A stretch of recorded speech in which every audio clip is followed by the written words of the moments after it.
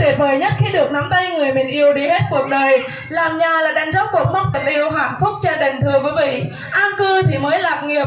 Ngôi nhà không chỉ là nơi che nắng che mưa, ngôi nhà còn là minh chứng cho những thành quả lao động không biết mệt mỏi của anh chị. Trong vất vả, vợ lo toan, bán mặt cho đất, bán lưng cho trời, họ đã chất chiêu từng đồng một để có một ngôi nhà khang trang như ngày hôm nay. Vâng, và có lẽ giây phút này đây chúng ta không thể không tôn vinh những đôi tay khéo léo của những người thợ. Họ đã lấy từng viên gạch, tảng đá và than sắt để chồng đôi với nhau để tạo nên một ngôi nhà vững chắc như ngày hôm nay. Vâng, và không để cho quý vị phải để lâu hơn nữa. Dòng sông thì hương ngắt hương hoa, mà mừng ngôi nhà mới thì không thể thiếu chủ nhân của ngôi nhà phải quý vị.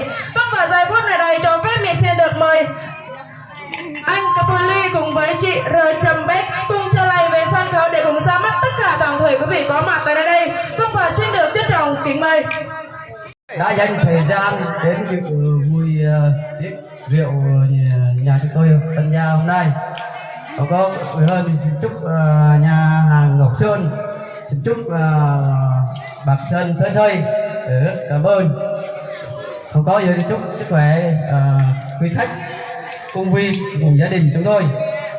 Hari đây coi ta bông hoa cho đây ta cho Arab ta bài gray bài chơi ta đó bài thầu trộn trộn bài tàu khan khan đi bằng tây